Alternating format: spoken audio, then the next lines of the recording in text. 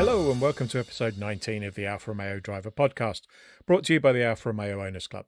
I'm Guy Swarbrick, and this week I'm delighted to have with me Saber from Research Garage in Nuneaton. I think it's fair to say that one of the criticisms often levelled at Alfa Romeo dealers is the lack of passion and knowledge of some of the dealer salespeople, but that's certainly not something you could accuse Saber of.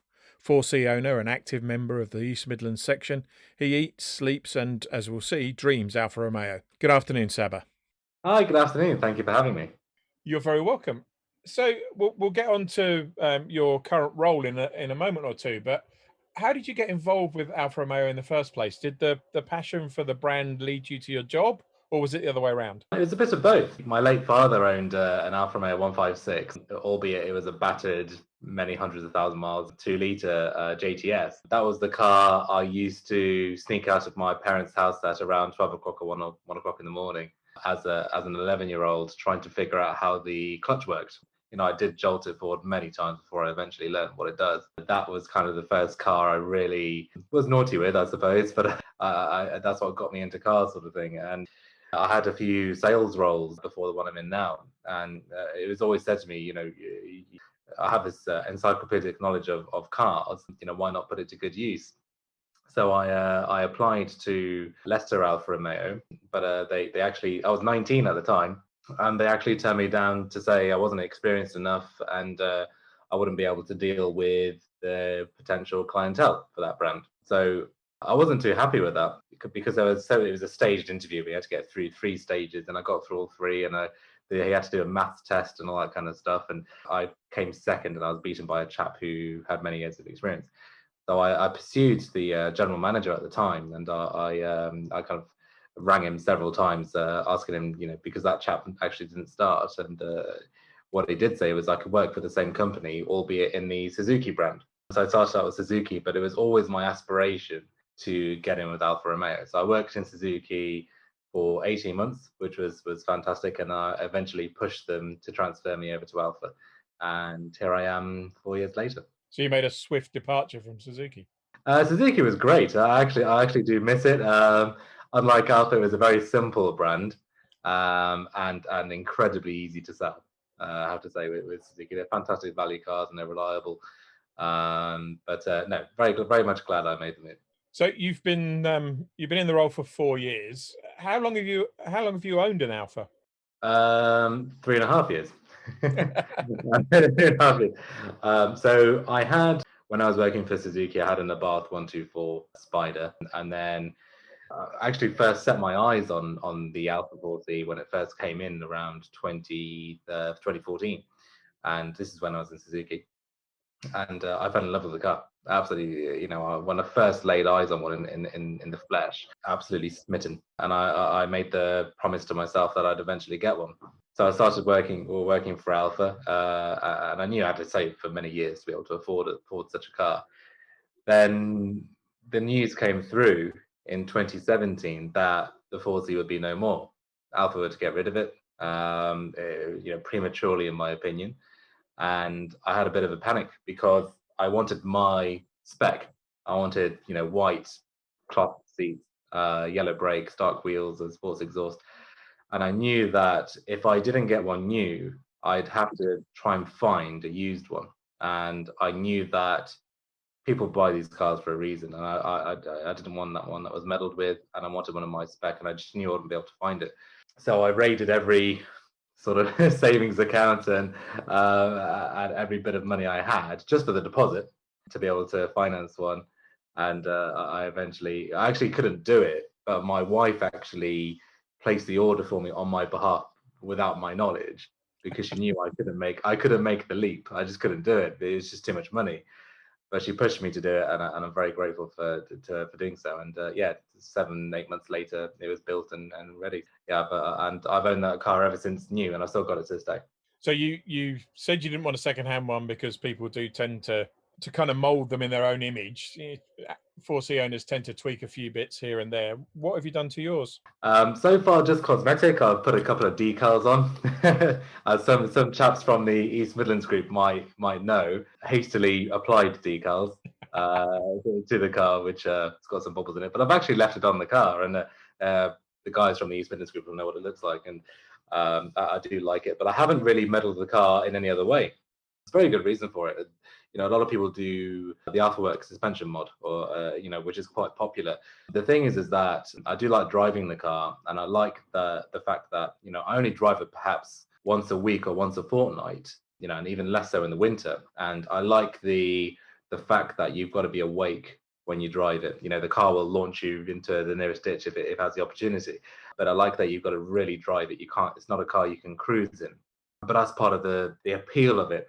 A lot of people like the Nürburgring Nordschleife racetrack. And why do they like it? Because it's dangerous, because it's so risky, because you have to be really awake when you drive that circuit. And it's only for the people who are very skilled or very brave to drive that sort of track. And I think that if you go for the AlphaWorks mod, yes, okay, certainly improves it, but it takes away that randomness aspect and that sort of quirk, and I like to call it alphaism of the car. And I think you're taking a part of its character away. I can see why some people might do it, but I think it's perfect for me. Same with power. A lot of people do the AlphaWorks or Celtic Tuning Works ECU mod.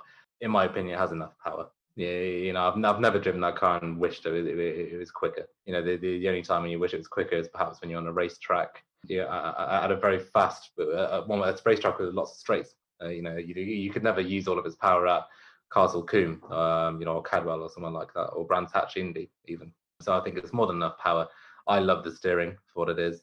Eventually I do want to perhaps line the interior. I'd like to do a full Alcantara interior. So the dashboard, the center console, the door cards, I think would look fantastic, and all Alcantara. I think that'd look tremendous.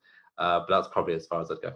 You mentioned a couple of tracks there. I saw a lot of the back of your 4C at Silverstone just over a year ago, despite having the same engine with an extra 60 horsepower. That wasn't a Giulietta though. Was that a one-off, or are you a track day regular? So I've not actually done many track days. It's something I really want to pursue, but albeit I'd like to go with people from the club or friends rather than go on my own. And I think to try and get everyone together to go at the same time is easier said than done. I've done Silverstone, Kerbera, which isn't really a racetrack. It's more just someone's back garden with some tarmac on it. And that was a fun little road to go around. And the Brands Hatch Indy circuit. I've done Rockingham as well, but not in the 4C. And so I'm very much an amateur, but I am I'm a little ashamed to say I'm from the PlayStation generation, where I've spent my life on Gran Turismo, and I've pretty much memorized all the circuits going. So I know Silverstone on top of my head, Brands Hatch, all that kind of stuff. So when I get there, I don't necessarily need as much practice as such to be able to get everything right. It's more learning the car than the track at its limit. So I'd love to do more track days. I think it'd be fun. I'd love to get more of the guys involved, and go together, because I think it'd be a good laugh. I mean, I had a good tussle up with Salvatore, who owns the Monte Carlo Blue Giulia Quadrifoglio, so might have seen it in Top Gear, and it was fantastic because he'd have me on the straights. He'd absolutely leave me for dust, but round the corners, he then couldn't keep up with me, and we were just jostling for position. And we thought we were going to get black flagged at some point. We're just millimeters away from each other. There's some good photos actually of us nearly crashing into each other. But it was a brilliant bit of fun, and I think we should do more of them. You mentioned the East Midlands section a couple of times. Tell us some of the things you've got up to as a member of the section. We have some great events. John Griffiths is fantastic at getting some variety in there. Before the era of lockdown, we used to meet up once a month, sometimes more often, usually the second Wednesday or Thursday of every month. And each meet would have a different theme. So one would be a spider theme. So everyone brings us spiders with the roofs off, and we have a good chit chat. One is kind of a ride and drive. So we take everyone out for passenger rides, which is really popular. If you want to have a go in a ride in a classic Alfa or a modern Alfa or a Quadrifoglio or something, it was brilliant to get some experience of that. There's very few other clubs that allow you to do that. We did Kerbera twice. So Kerbera we all go to, again, just single laps, just to kind of experience your car on a private road, where you can try and explore the limits of it, which was brilliant. Show and tell. show and tell is good. So we bring in, random Alfa historical bits of merchandise or different items and talk about it, which is really interesting. So lots of different sort of meets, and it's always interesting. There's always something different and unusual. So it keeps it fresh, and it doesn't get boring. And I think, the likes of John Griffiths and Paul Jones, they're all great. I'm sorry if I've missed any others, but they're great at pulling together and getting a good event going. I cheat a little bit with the equivalent in the Thames Valley section because I have a 4-wheel drive 939 Spider, so I take that to Spider night and front wheel drive night and rear wheel drive night. And I'm lobbying for a 4-wheel drive night so that I can just take it to that as well. Obviously, there's a lot going on in a normal year. How have you found this year in terms of club events, and have you been participating in things like the Zoom meetings? Yeah, somewhat. So we've had a few, I think 2 or 3 Zoom meetings. Unfortunately, I've got to, fortunately, I have 2 children at home. So I've got a 4-year-old and a 11-month-old, and if they see anything remotely digital or a piece of technology in the room that they can meddle with, they'll be on it. So it's very difficult to find a private room in the house where they wouldn't get hold of me. So unfortunately, I've missed a couple, but I have attended a couple, and again, fun. There's always something interesting going on. It's funny watching a couple of people not get on with the technology. It's a shame not to see everyone in person. It's nice to meet up and catch up, and especially those who purchase cars from our garage. And it's nice to catch up with them and see how they're getting on with their cars. Subject to not having any problems since. Yeah, so I was giving you a PlayStation generation comment. I was going to ask you why you hadn't competed in the virtual racing, but it's quite difficult with an 11-month-old on your lap, I suspect. Absolutely, yeah. I mean, I can't remember the last time I turned on the PlayStation, let alone anything else. I'd love to I'd love to take part and participate because I think I'd be okay at it. But again, with work especially, we've been very much responsible for trying to keep the business going. And a lot of the time we've been working 12, 13, 14-hour shifts, and unfortunately, just to keep everything sort of keep the doors open, if you like. As you can imagine, the car industry has been very topsy-turvy. So a lot of my time's been dedicated to work, and the rest of it's dedicated to the children and getting them dressed and for dinner and all that kind of stuff. So unfortunately, I can't remember the last time I watched my TV programs. So it's all been work, children for the last year or so, or last 6 months or so. And I think we all hope things are going to get better next year. Is there anything you'd like to see the club do for members, or any aspect of the club you'd like to get more involved in? Again, like I mentioned earlier, track days. I think, we're all car enthusiasts, and I'd love to see us all on track together. I think that, when we did the Silverstone Day, I took so much pleasure in seeing all the cars photographed together. In one place, there's a particular image where the cars are in the pit lane all together, all lined up together. The one with my Giulietta behind the Lamborghini. Yeah, that's the one. Yeah. So it was so good to see all the Alfas together, and then just hear squealing tires and people giving it some around the racetrack. I think it was just a brilliant event. So if we can do maybe that in a year, I think that'll be a brilliant thing. And it also, I think it's a good bit of practice to understand your own car. There's a lot of people out there who bought, quadrifolios in particular, even the Veloce Giuliettas, the 1.75, same as yours. People don't know how to drive them, and especially when they start to lose grip. And it's when you can drive your own car on a circuit, it makes you so much more of a confident driver on the road, because you understand your own car, you understand its limitations, so you don't have to worry about going beyond the limit, potentially getting into trouble. So I think that'd be fantastic. I think events we've got buttoned down really well. I'm glad to see the manufacturer got involved last year. Something I've been, myself and Paul Jones in particular pushed. I think, the Alfa Club was somewhat an underappreciated group, but now that's changing for the better. So I think a couple of manufacturer sponsored events, or one where they make an appearance, I think is fantastic. The National Alfa Day we had in 2019 in particular, which I think just a mega event. With the Giulio and Stelvio racing editions making an appearance there, which is great to see, because a lot of people, those 2 cars being there changed a lot of opinions. A lot of people hate it. Then they saw them in the flesh and saw the big spoiler and the big side skirts and really thought, actually, that looks amazing. So, I think them making an appearance is fantastic, and it makes members of the club feel valued, which is great. So yeah, I think track days, a couple of manufacturer sponsored events would be great. I'd love to do, perhaps at the showroom even, without self-endorsing on a podcast, I'd love to do something like a watch along. So we watch perhaps people who enter Formula One, we meet up and watch the F1 all together, perhaps in the summer. And I think watching F1 as a group is actually really entertaining. And sometimes if you're on your own at home, it could be a bit of a bore fest, and you just end up falling asleep halfway through. So I think a watch along would be a fantastic thing. You talked about work, talked about how busy you've been, but tell us about selling Alfa Romeos in 2020. How's it going, and how much of a challenge has it been? Yeah, a very big challenge. It was all going very well actually up until March the 23rd, I think it was. Alfa was actually on to a record month some members might know there were some fantastic deals on the outgoing MY19 Giulia and Stelvio models to make way for the MY20. So there's some fantastic deals to be had in March. So everything was going very, very well. We were almost every dealer was going beyond their targeted, numbers, and then it all came crashing to a halt at the end of the month. So customers at the end of the month had mixed sort of feelings. So some basically just abandoned, said no, we're walking away from the deal until further notice. Some were breaking all sorts of laws, trying to get their cars in before before everything kind of stopped. So that was an interesting time. I actually worked throughout the whole of lockdown. My job actually was, for those people who were still looking to purchase cars, but online only, to facilitate those, and also keep the cars alive. Many people know that Giulias and Stelvios in particular, if you leave them stood for too long, they'll just die. So my job was a bit monotonous. It became a job of starting cars up and letting them run for about 15 minutes, one car once a week. So we've got about 200 or 300 cars on site, so it was it was a bit boring. But then it was fairly quiet, but we were still taking orders.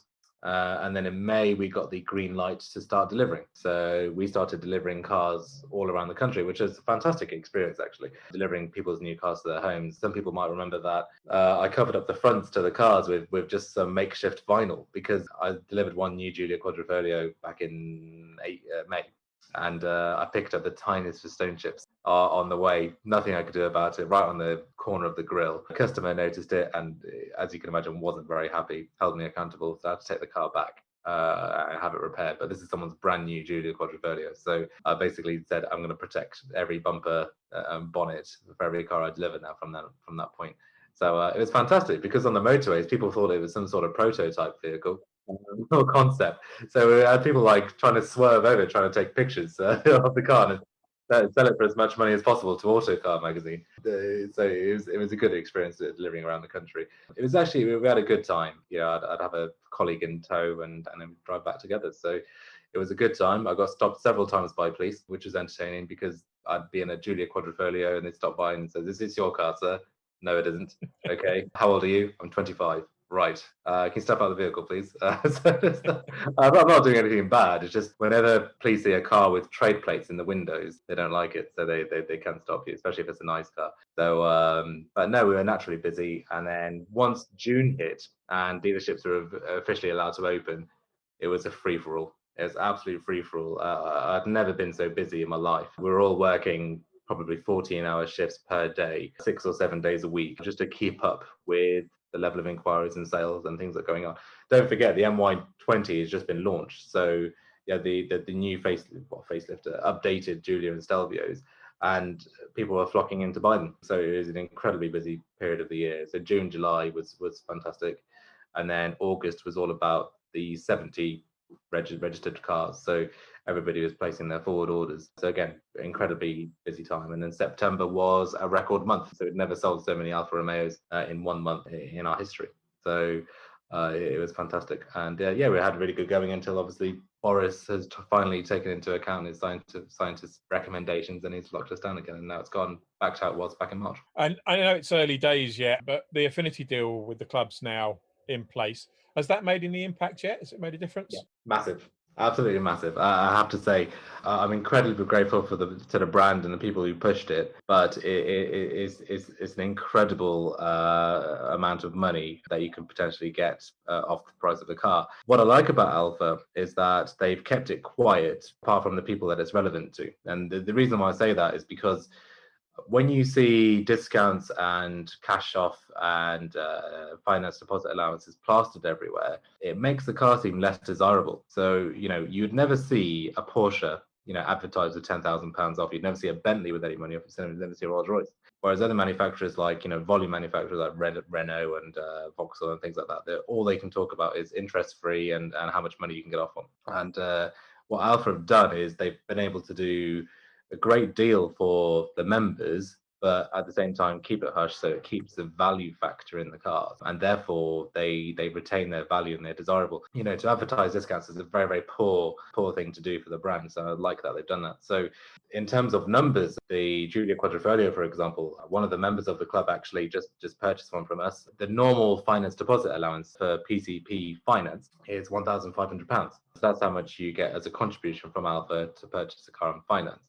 An Affinity member can get £11,000 off the price of the car. So it's an incredible amount of money, and that's purely for being an Alfa Club, a paying Alfa Club member. So your £42 or whatever you might be paying per year has just got you £11,000. It's not a bad return on that investment, is it? Return, is it? I think if you calculate it, you'd have to do 400. You have to be paying Alfa Club member for 300 years to break even. So it's a fantastic offer. Don't get me wrong, they're still expensive. Otherwise I'd be driving one. But nevertheless, it's a significant amount of money to take off a car. Similarly with Giulia, Veloce and Stelvio and things like that. There's some fantastic deals out there. Don't forget, this is on top of the loyalty offer that you get as well. So Alfa is one of those few manufacturers to give you a sum of money just for being an existing Alfa customer. Now, bear in mind, you can buy an Alfa 147 1.9 diesel for 400 quid, own it for 6 months, and then you get £2,000 off this car. So, why wouldn't you? Alfa are very generous when it comes to that, and they're not applauded enough for it.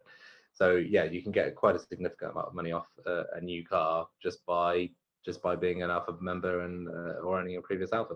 So yeah, they're absolutely fantastic. We've definitely seen an increase in inquiries ever since, and I think it's a very, very good thing for the brand because we're retaining existing Alfa owners. And I've always said this, and I'll never say it enough, that the Alfa's most important customer is the Alfa Club, because they are people who will sing the praises of the brand no matter what. No matter what the problem is, no matter how bad the dealers are, they'll always sing his praises. And I think it's a very good thing. So yeah, I'm very happy with that Alfa come to the party and offered the Affinity deals. It's different for every car and it's different for every trim level. The more expensive the car, the more you get off, with the exception of special editions. So it can be very, very lucrative. Tremendous thing to do. I think despite how well you guys are doing and having a record month and stuff, I think the general consensus is that the quality and the position in the market versus the rivals of the Giulia and the Stelvio isn't reflected in the volume of sales that Alfa's getting. And I know you're doing your bit, but what would you like to see Alfa do to support you more and get the number of people into Giulias and Stelvios that should be in them? Yeah, absolutely. So there's a number of reasons. There's no quick fix for it, but the biggest thing for me is product knowledge, of turning Alfa into a household name.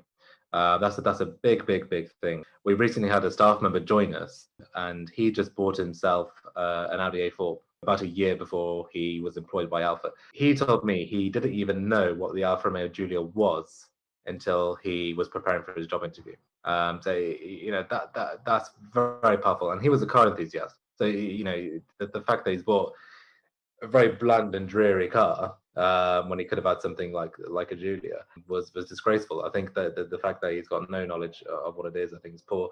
So I think we need to get the brand message out there more, which our Alfa are doing, with respect to them. So they're doing more in advertising and social media, which is becoming more and more of a powerful platform. So definitely getting the message out there is a big thing. And I think in terms of pricing and product, I think we're there. We're in line or better than our rivals. If you get your top trump cards out and compare a Giulia Veloce to a BMW 330i, in almost every category we are better. We have a better looking car. It's more economical. We're more powerful. We're better specified. We've got a longer warranty. Our servicing's cheaper. Our residual values are better, believe it or not. So we've got everything, every box ticked there. The dealers are getting better, despite what you might read on Facebook and other forums. There's a lot of good stuff going on. There's a lot of dealers doing very good things for customers that isn't often enough talked about.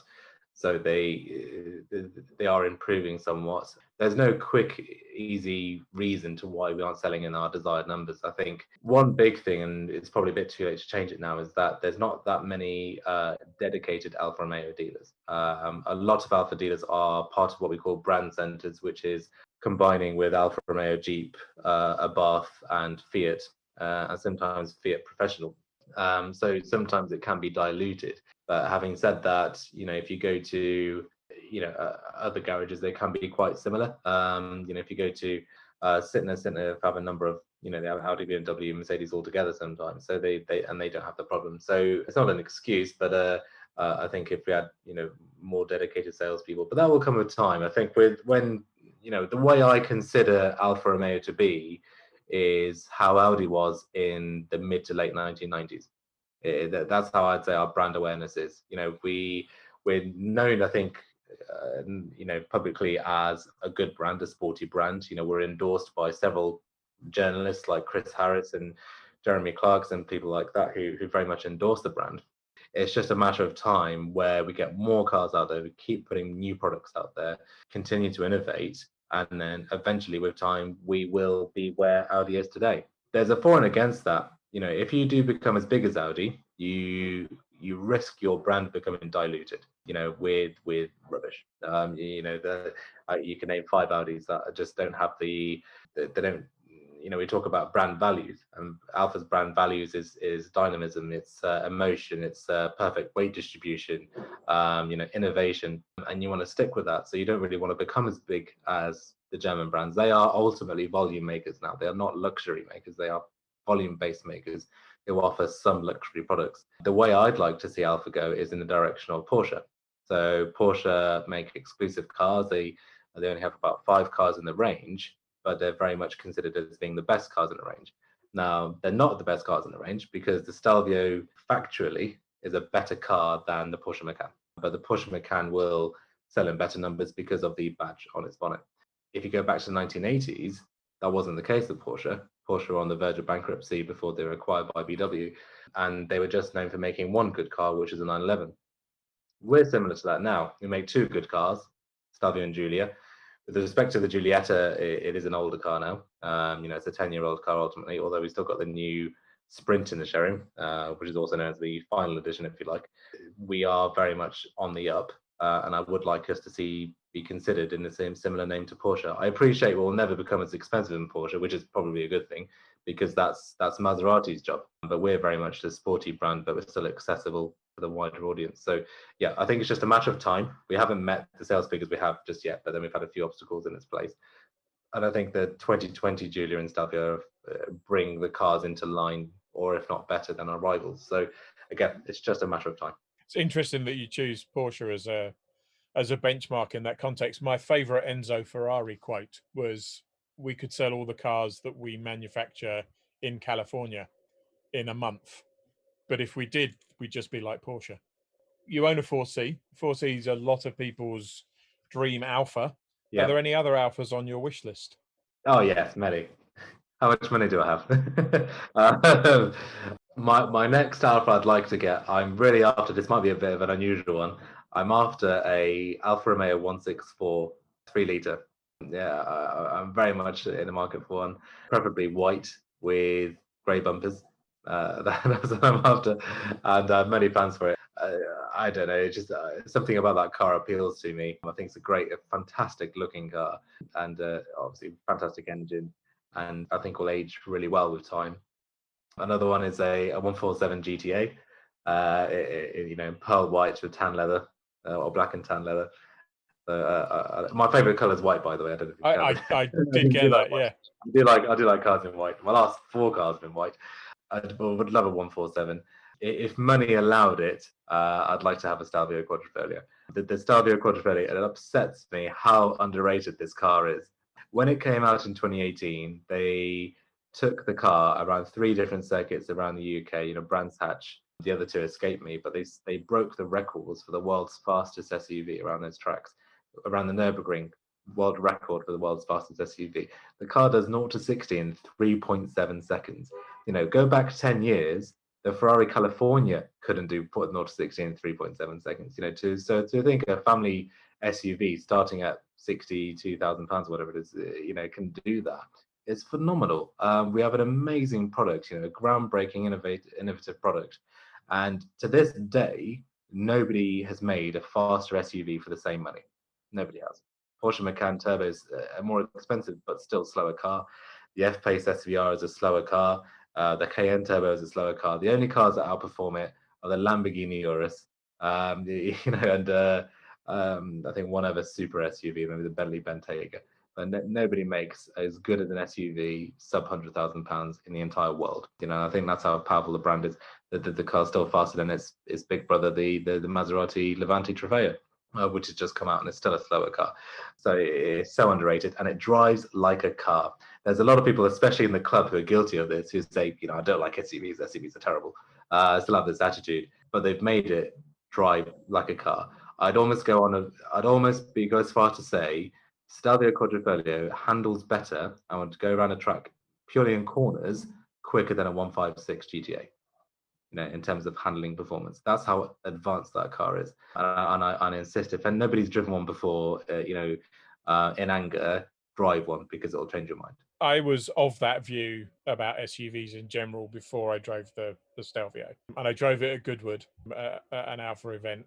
And about 3 or 4 laps into my stint, I suddenly had to remind myself that I was driving an SUV, because it was just handled so benignly, was so flat in the corners, and then I was lucky enough to spend 3 days in the Welsh moors with one, and it is just a absolutely phenomenal car. You say it drives like a car. I think, to me, the really impressive thing is that it drives like an Alfa.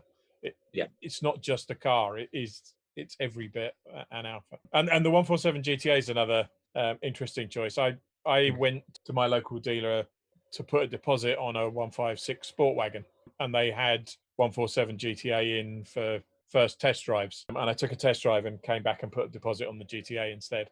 And it was a phenomenal car. The amazing thing about that car is, if I compare that objectively with my 300 horsepower remapped Giulietta Veloce, the Giulietta is a better car. It's quicker, it's more responsive, it handles slightly better, but I still don't have the same emotional attachment to the Giulietta that I did to that GTA. It's a phenomenal looking car as well. Absolutely. Even in white. Yeah, even in white. White's the best colour. Well, Saber, it's been an absolute pleasure. Thanks very much for taking the time to be with us this afternoon. Thank you very much for having me. It's a pleasure, and hope to see you again.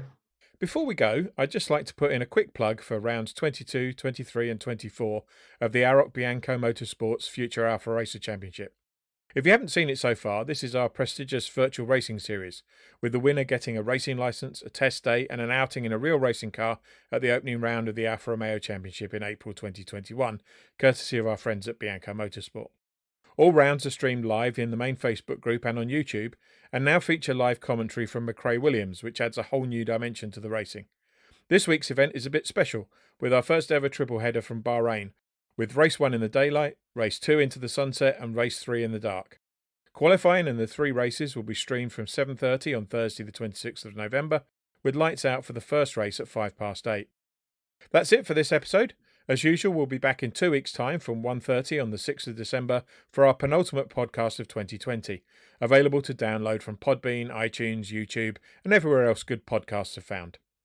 Until then, stay safe.